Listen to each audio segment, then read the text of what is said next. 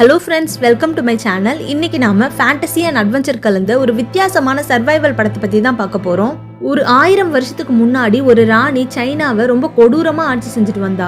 அவளோட ஆட்சியில யாரெல்லாம் அவளை எதிர்த்து கேள்வி கேட்கறாங்களோ அவங்க எல்லாருக்கும் ஒரு பயங்கரமான சாபத்தை கொடுக்கறா. அதாவது இந்த சாபம் கிடைச்ச எல்லாரும் சீக்கிரமா 40 வயசுல செத்து போயிடுவாங்க.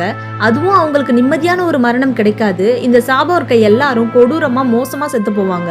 அந்த சாபம் அவங்களோட முடிஞ்சிடாம ஆயிரக்கணக்கான வருஷங்களா அவங்க பரம்பரையா அந்த சாபம் தொடர்ந்துட்டே வருது.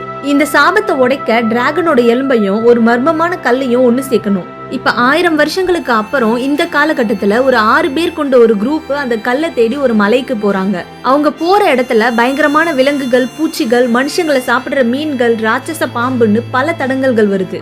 இந்த வினோதமான ராட்சச மிருகங்க கிட்ட இருந்து இந்த மனுஷங்க எல்லாரும் தப்பிச்சாங்களா இல்லையான்னு சுவாரஸ்யமா சொல்லப்பட்ட ஒரு சாகச பயணம் தான் மோஜின் த வார்ம் வேலி.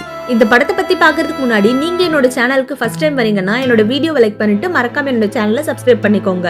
இப்ப வாங்க ஸ்டோரிக்குள்ள போலாம். படத்தோட ஸ்டார்டிங்ல 1000 வருஷத்துக்கு முன்னாடி இருந்த ஒரு பயங்கரமான அரண்மனையை காட்டுறாங்க. அந்த இடத்த பாக்குறதுக்கு ஒரு இருண்ட நரகம் மாதிரி இருக்கு. அங்க முகமூடி போட்டுட்டு ஒரு இளவரசி உட்கார்ந்துட்டு இருக்காங்க. அவங்க கூட அவங்களோட செல்ல பிராணியா ஒரு மலைப்பாம்பு அவங்க தோல் மேல இருக்கு. அந்த இளவரசியை யாரெல்லாம் எதிர்த்து பேசுறாங்களோ அவங்க தோல் மேல ஒரு அடையாள முத்திரையை போடுறாங்க. அந்த அடையாளம் இருக்க மனுஷங்க எல்லாரும் சாகும்போது ரொம்ப கொடூரமா மோசமா இறந்து போவாங்க. இந்த சாபம் இந்த மனிதர்களோடு முடிஞ்சிடாம ஜென்மமா பரம்பரையா தொடர்ந்துட்டே வருது. இந்த சாபத்துல இருந்து விடுபட டிராகன் செலஸ்டியல் போனையும் மூச்சென்ற ஆர்பையும் ஒண்ணு சேர்க்கணும். இப்போ ஒரு ப்ரொஃபஸரை காட்டுறாங்க. இந்த பழமையான கதையை இவர் தான் சொல்லிட்டு இருக்காரு. அவர் அந்த டிராகன் போன்ல இருக்க சில குறிப்புகளை படிச்சு அதுக்கு விளக்கத்தை ஒரு பையனுக்கு சொல்லிட்டு இருக்காரு. இந்த பையன் தான் இந்த படத்தோட ஹீரோ. இவங்க ஒரு சாகச பயணத்துக்கு ரெடி ஆகிட்டு இருக்காங்க. அந்த இடத்த பத்தி முழுசா தெரிஞ்சுக்கிட்டு தான் நம்ம அங்க போகணும்னு நம்ம ஹீரோ சொல்றான். அதுக்கு அந்த ப்ரொஃபஸரும் நம்ம ஆளுங்கெல்லாம் எங்கன்னு கேக்குறாரு. அதுக்கு நம்ம ஹீரோவும் ஏலத்துக்கு போயிருக்காங்கன்னு சொல்றான். இப்ப ஏலம் நடக்கிற அந்த இடத்த காட்டுறாங்க. அங்க நிறைய பேர் உட்கார்ந்துட்டு இருக்காங்க. 2 வயசு பசங்க மேடையில நின்னுட்டு இருக்காங்க. அதுல ஒருத்தனை ஃபேட்டின்னு கூப்பிடுவாங்க, இன்னொருத்தனை தங்கப்பல்லன்னு கூப்பிடுவாங்க. அங்க இருக்க எல்லாரும் எங்களுக்கு டிராகன் போன் வேணும், அதை காட்டுங்கன்னு கத்தி சத்தம் போட்டுட்டு இருக்காங்க. அதுக்கு அந்த பசங்களும் எங்ககிட்ட அந்த டிராகன் போன் இருக்கு, பட் அது உங்ககிட்ட எங்களால கொடுக்க முடியாதுன்னு சொல்லிட்டு இருக்காங்க. அப்ப அங்க இருந்து ஒரு ஆளு மணி அடிச்சு மிஸ்டர் ஜோ வராருன்னு சொல்றான். இப்ப அந்த இடம் ஃபுல்லா சைலண்ட் ஆகிடுது. அங்க ஒரு அங்கிள் உள்ள வராரு. அவர் தான் அந்த இடத்தோட ஓனரு. இப்ப அவர் அந்த பசங்க கிட்ட அவங்க அடையாளத்தை காட்ட சொல்றாரு.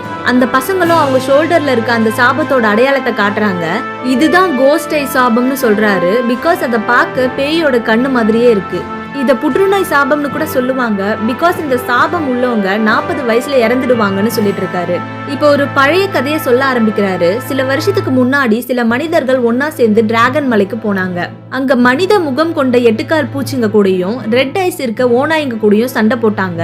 அதுல நிறைய பேர் திரும்பி வரல. ரொம்ப கஷ்டப்பட்டு தான் அந்த டிராகன் போனை கொண்டு வந்தாங்க. டிராகன் செலஸ்டியல் போன் ஒரு விக்கிற பொருள் இல்ல, அது இந்த சாபத்தை உடைக்கிறதுக்குன்னு இப்ப சொல்லி முடிக்கிறாரு. இப்ப அந்த ப்ரொஃபசர் அந்த டிராகன் போன்ல இருக்க 5 குறிப்புகளை தான் நான் கண்டுபிடிச்சிருக்கேன், மீதி 3 எனக்கு புரியலன்னு சொல்றாரு.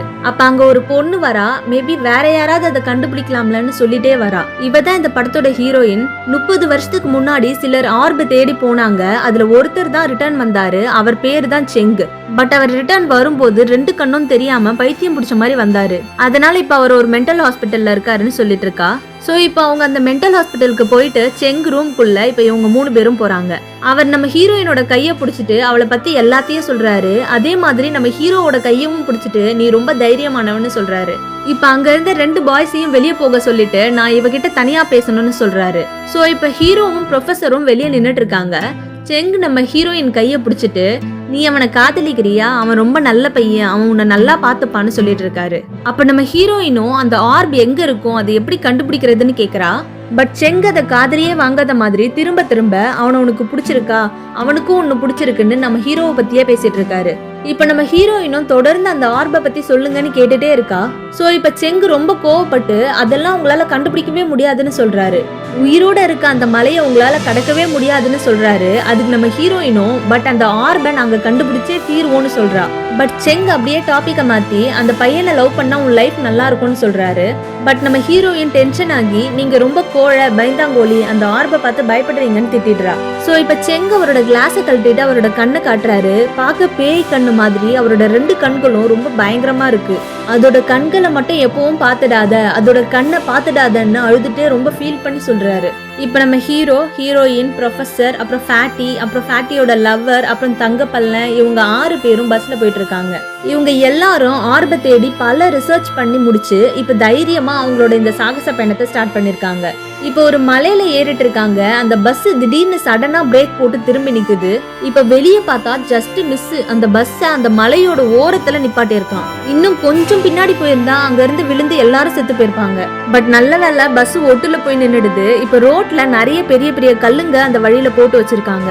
அந்த கல்லுங்களுக்கு நடுவுல ஏதோ ஒரு மம்மி மாதிரி எதையோ ஒண்ணு துணி சுத்தி வச்சிருக்காங்க. அது மேல பெரிய பெரிய புழுக்கள் மேஞ்சிட்டு இருக்கு. இப்ப அந்த ப்ரொஃபஸரும் நம்ம கல்லறைக்கு பக்கத்துல வந்துட்டோம்னு சொல்றாரு. நம்ம ஹீரோவோட ஃப்ரெண்டு ஒரு லேடி அந்த மலையில இருக்க ஒரு வீட்டுல இருக்காங்க. இப்ப இவங்க 6 பேரும் அந்த லேடியோட வீட்டுல தங்குறாங்க. டிராகன் மலைக்கு போற வழியை எங்களுக்கு சொல்றீங்களான்னு நம்ம ஹீரோ அவன் ஆன்டி கிட்ட கேக்குறான். அதுக்கு அந்த ஆன்டியும் உங்களுக்கு வழிகாட்டுறதுக்கு என் பொண்ணையும் உங்க கூட அனுப்புறேன்னு சொல்றாங்க. அன்னைக்கு நைட் ஆகிடுது. அங்க நம்ம ஹீரோ ஹீரோயின் ரூமுக்கு வந்துட்டு அவகிட்ட கொசுவர்த்தியை கொடுக்கறான். நம்ம ஹீரோயினும் மூஞ்சில அடிக்கிற மாதிரி கதவை ஸ்பீடா மூடிடுறா. இப்ப நம்ம ஹீரோயின் வெளியே ஜன்னல் வழியா பாக்குறா. வெளியே ஃபுல்லா மின்மினி பூச்சிகளா இருக்கு. அது எல்லாம் பார்க்கவே ரொம்ப அழகா இருக்கு. இப்ப கீழே ஃபேட்டியோட லவ்வர் அப்புறம் ஆன்டியோட பொண்ணு 3 பேரும் கார்டன்ல விளையாடிட்டு இருக்காங்க. அப்ப ஃபேட்டி ஒரு மின்மினி பூச்சியை பிடிக்கிறான். பட் அவன் கை சுற்றுது. அப்பதான் ஆன்டியோட பொண்ணு சொல்றா அது மின்மினி பூச்சி இல்ல, அதெல்லாம் நெருப்பு பூச்சின்னு சொல்றா. இந்த எல்லா நெருப்பு பூச்சிங்களோட ராஜாவை ஒரு பாட்டில்ல புடிச்சு வச்சிருக்கா. சோ இப்ப அதை எடுத்து காட்டுறா. அந்த பாட்டில ஓபன் பண்ணதும் இந்த ராஜா பூச்சி இருக்க இடத்த சுத்தி மத்த எல்லா பூச்சிகளும் வந்துடுது. சோ இப்ப இதை வச்சு எல்லாரும் ஜாலியா விளையாடிட்டு இருக்காங்க. இப்ப அந்த ராஜா பூச்சிய ஃபேட்டியோட லவ்வர் புடிங்கிறா. இப்ப நம்ம ஹீரோயினும் வெளியே வந்து நெருப்பு பூச்சிங்களை பார்த்து ரசிச்சிட்டு இருக்கா. அப்ப நம்ம ஹீரோவும் ஹீரோயின் பின்னாடியே போயிட்டு அவகிட்ட அப்படியே ரொமான்டிக்கா பேசிட்டு இருக்கான். 2 பேரும் லவ் ஃபீல்ல அப்படியே கிஸ் பண்ண வராங்க. பட் கரெக்டா ஃபேட்டியும் அவன் லவ்வரும் சத்தம் போட்டு சீனை கெடுத்து விட்டுறாங்க. மறுநாள் மார்னிங் இப்ப அவங்களோட பயணத்தை ஸ்டார்ட் பண்றாங்க. ஆன்டியோட பொண்ணு இப்ப அங்க இருக்க இவங்க எல்லாருக்கும் வழி காட்டிட்டு இருக்கா. மலையோட ஓரத்துல இருக்க சின்ன கேப் வழியா நடந்து கற்பாறைகளால உருவான பாலத்து மேல நடந்து வந்து இப்ப காட்டு வழியா ஆத்தங்கரை கிட்ட வந்துடுறாங்க. அந்த ஆத்துல ஆல்ரெடி மூங்கில் படகு 2 இருக்கும். இப்ப இந்த 6 பேரும் இந்த 2 படகுலையும் ஏறிக்கிறாங்க. ஆன்டியோட பொண்ணு அவங்கள அனுப்பி விட்டுட்டு இப்ப அவங்க கிட்ட இந்த மலையில விஷவாயு இருக்கும், சோ ஹைட்டான பிளேஸ்ல தங்குங்க, அப்புறம் இந்த காத்துல மிதக்கிற தீவு இருக்கும்னு கேள்விப்பட்டிருக்கேன், நீங்க எல்லாரும் அங்க போயிட்டு சேஃபா தங்குங்கன்னு சொல்லிட்டு அங்க இருந்து கிளம்பிடுறா.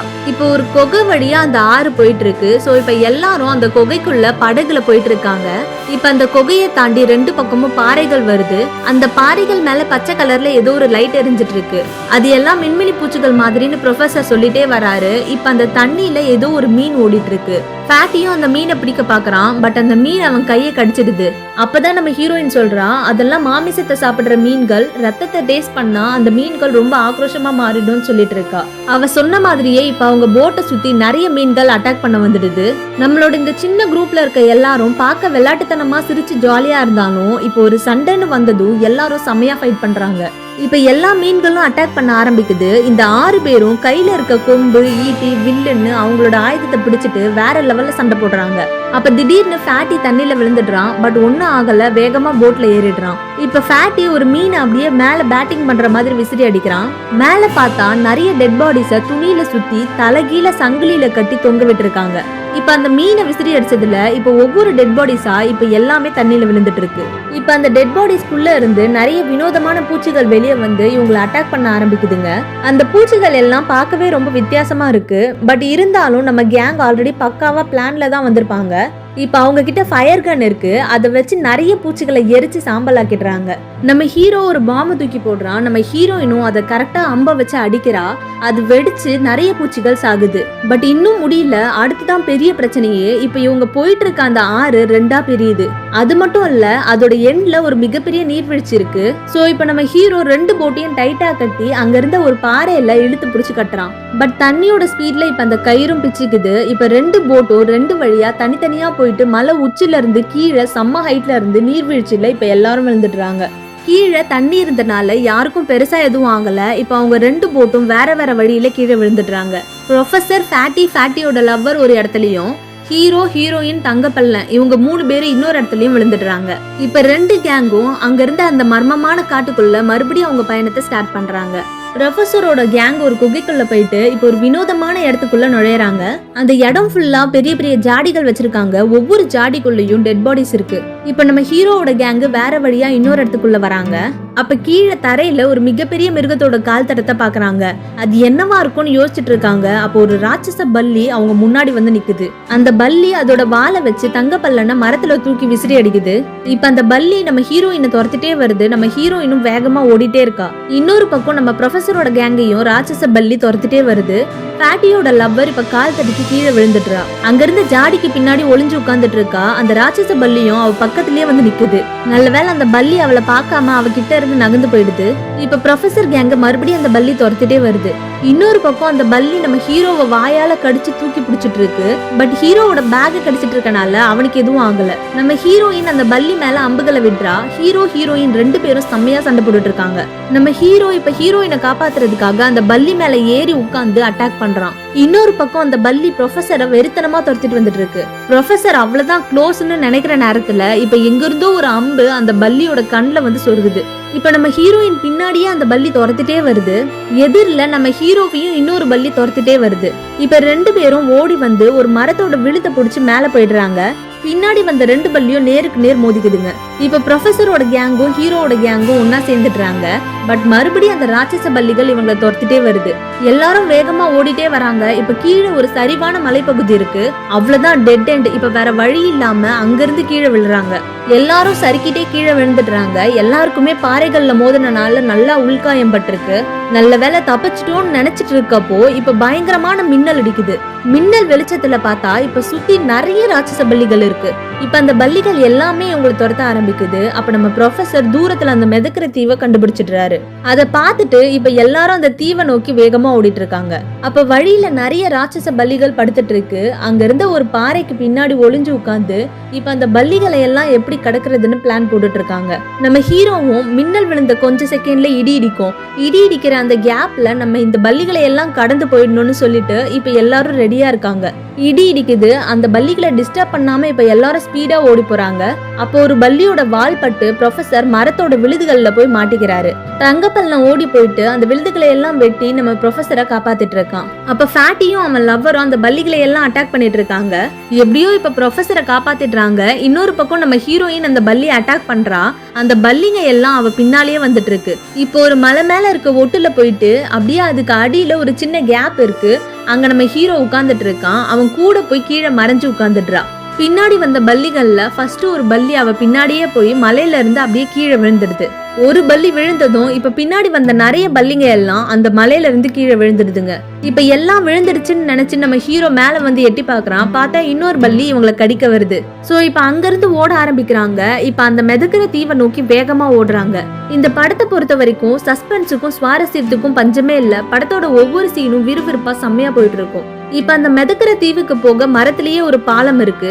அந்த மர பாலத்துக்கு மேல எல்லாரும் வேகமா ஓடி போறாங்க. இவங்க பின்னாடி அந்த பல்லிகள் எல்லாம் துரத்திட்டே வருது. சோ இப்ப நம்ம ஹீரோ மட்டும் அந்த மரத்துல இருந்த ஒரு வீக்கான பாயிண்ட பார்த்துட்டு அந்த இடத்துல அவனோட கத்திய சுருக்கிடுறான். இப்ப அந்த மரப்பாலம் உடைய ஆரம்பிக்குது. நம்ம ஹீரோவும் வேகமா ஓடி வந்து மிதக்கிற தீவுக்கு வந்து சேர்ந்துடுறான். அந்த பாலத்துல இருந்த எல்லா பல்லிகளும் இப்ப கீழே இருந்த ஆழமான பள்ளத்துல விழுந்துடுதுங்க.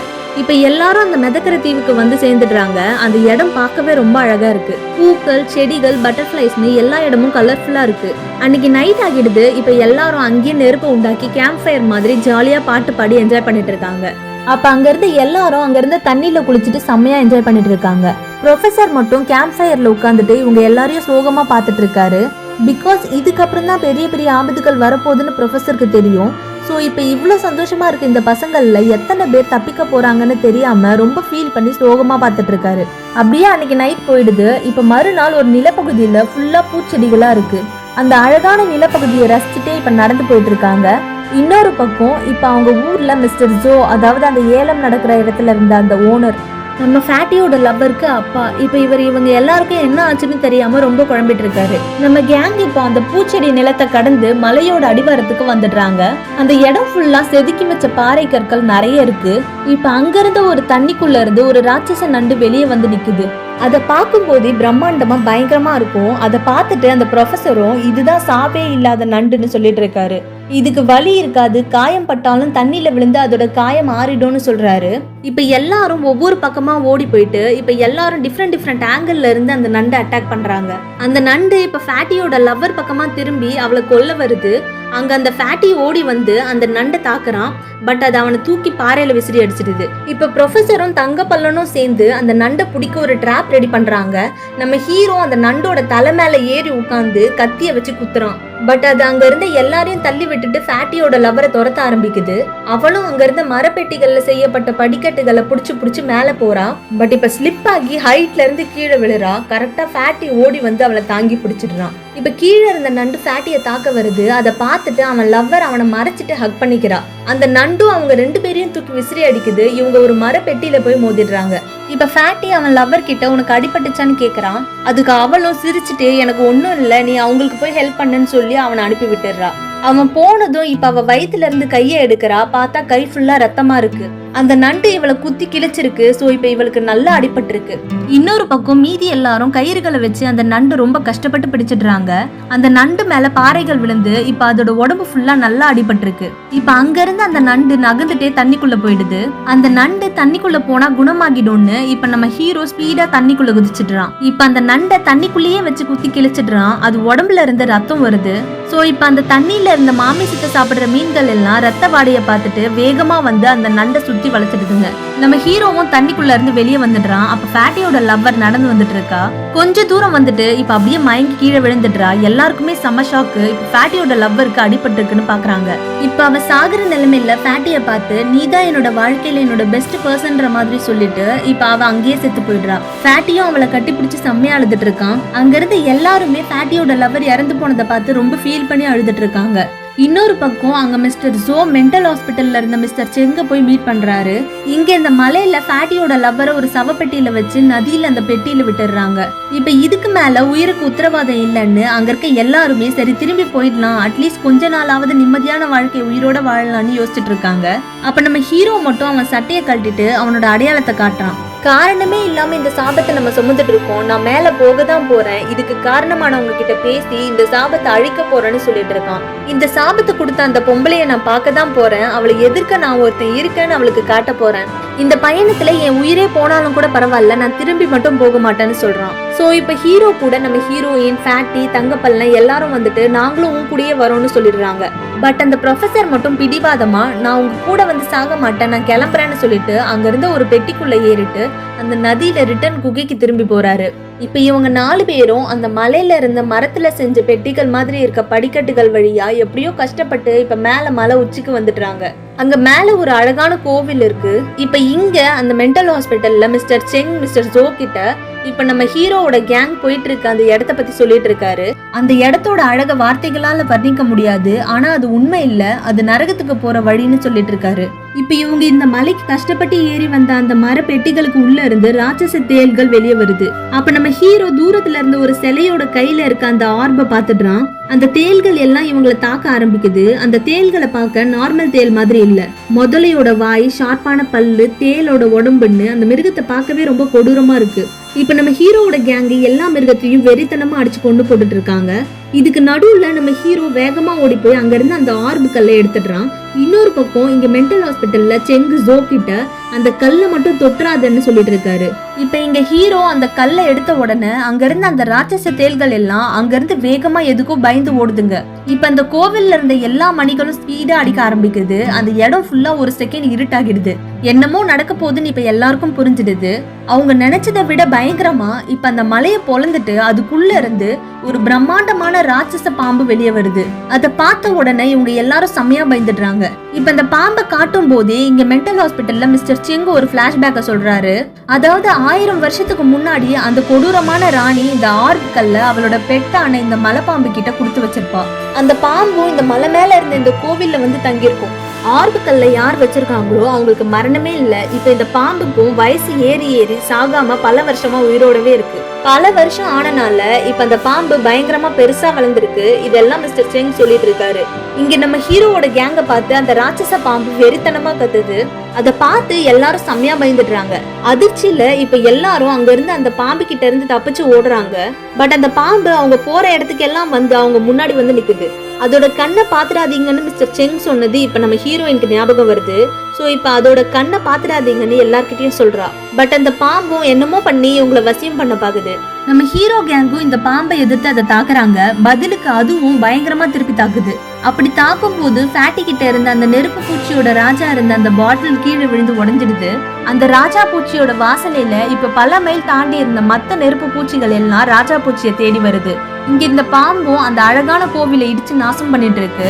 அப்ப எங்க இருந்தோ வந்த லட்சக்கணக்கான நெருப்பு பூச்சிகள் அந்த ராட்சச பாம்பை சூழ்ந்துடுது. அப்ப நம்ம ஹீரோ அந்த ராஜா பூச்சி இருந்த பாட்டில தூக்கிட்டு அந்த பாம்பு கிட்ட போறான். அப்ப அந்த பாம்பு நம்ம ஹீரோவை இடிச்சு தள்ளி விட்டுருது. அவனும் கீழே விழுந்துடுறான். அந்த பாட்டில் உடைஞ்சு இப்ப ராஜா பூச்சி வெளியே தனியா பறந்து போகுது. அவ்வளவுதான், இப்ப அவங்களுக்கு இருந்த கடைசி நம்பிக்கையும் போயிடுச்சுன்னு நினைக்கிறப்போ இப்ப அந்த ராஜா பூச்சியை ஏதோ ஒரு கை வந்து பிடிக்குது. அது நம்ம ப்ரொஃபஸரோட கை தான். ப்ரொஃபஸர் அதை விட்டுருங்கன்னு எல்லாரும் கத்திட்டு இருக்காங்க. இப்ப ப்ரொஃபஸரோட கை கொஞ்சம் கொஞ்சமா எரிய ஆரம்பிக்குது. உங்க எல்லாரையும் நான் காப்பாத்துறேன்னு சொல்லிட்டு இப்ப ப்ரொஃபஸர் அந்த பாம்பு முன்னாடி ஓடி போய் அந்த பாம்போட வாய்க்குள்ள போயிடுறாரு. அந்த ப்ரொஃபஸர் பின்னாடியே இப்ப மீதி இருந்த எல்லா நெருப்பு பூச்சிகளும் பாம்போட வாய்க்குள்ள போயிடுது. இப்ப அந்த பாம்பு முழுசா எரிஞ்சு சாம்பல் ஆகிடுது. பட் அந்த மலை இப்ப கொஞ்சம் கொஞ்சமா உடைஞ்சிட்டே வருது. நம்ம ஹீரோ கேங்கும் எல்லாரும் வேகமா அந்த மலையில இருந்து கீழே தண்ணிக்குள்ள விழுந்துடுறாங்க. தண்ணிக்குள்ள விழுந்தனால இப்ப யாருக்கும் எதுவும் ஆகல. இப்ப அங்கிருந்து கிளம்பி ரிட்டர்ன் இப்ப அவங்க வீட்டுக்கு வராங்க. இங்க மிஸ்டர் ஜோ அவரோட பொண்ணு இறந்து போனதை நினைச்சு ஃபீல் பண்ணிட்டு இருக்காரு. மீதி இருக்க நம்ம ஹீரோ கேங்கும் இறந்து போன ப்ரொஃபஸர் ஃபேட்டியோட லவ்வருக்காக ரொம்ப ஃபீல் பண்ணி அவங்களுக்கு அஞ்சலி செலுத்திட்டு இருக்காங்க. இப்ப டிராகன் போனோட ஆர்பை சேர்க்கறதுக்காக நிலா வெளிச்சத்துல அந்த ஆர்பை கொண்டு வந்து வைக்கிறாங்க. இப்ப அந்த டிராகன் போன் மேல எழுதியிருந்த குறிப்புகள் எல்லாம் மாறி இப்ப வேற ஒரு புது குறிப்புகள் அதுல வந்திருக்கு. சோ இப்ப இன்னும் அந்த சாபம் முடியல. அடுத்து மறுபடியும் அந்த டிராகன் போன்ல சொல்லப்பட்டிருக்க குறிப்புகளை வச்சு மறுபடியும் இந்த பயணம் தொடரும்னு நெக்ஸ்ட் பார்ட்ல பார்க்கலான்ற மாதிரி இந்த படத்தை முடிச்சிருப்பாங்க. இந்த படத்துல சொல்லப்பட்ட ஒவ்வொரு விஷயங்களும் ரொம்பவே புதுசா டிஃப்ரெண்டா இருக்கும். புதையலை தேடுறது, பழங்கால மர்மங்கள், வித்தியாசமான உயிரினங்கள், ஆபத்தான சாகச பயணங்கள்னு நம்ம எல்லாரையும் ஒரு மர்மமான புது உலகத்துக்கு பல அதிசயங்களையும் பயமும் சந்தோஷத்தையும் கொடுத்து ஒரு அழகான அற்புத உலகத்துக்கு இந்த படம் நம்மள கூட்டிட்டு போகும். இப்படி ஒரு சூப்பரான சாகச பயணங்கள் நிறைந்த இந்த படத்தை கண்டிப்பா மிஸ் பண்ணாம பாத்துடுங்க. இந்த படம் எப்படி இருந்துச்சுன்னு எனக்கு கமெண்ட்ல சொல்லுங்க. அப்படியே இந்த வீடியோவை லைக் பண்ணிட்டு மறக்காம என்னோட சேனலை சப்ஸ்கிரைப் பண்ணிடுங்க. இதே மாதிரி ஒரு நல்ல கதையில மறுபடியும் சந்திக்கலாம். தேங்க்யூ.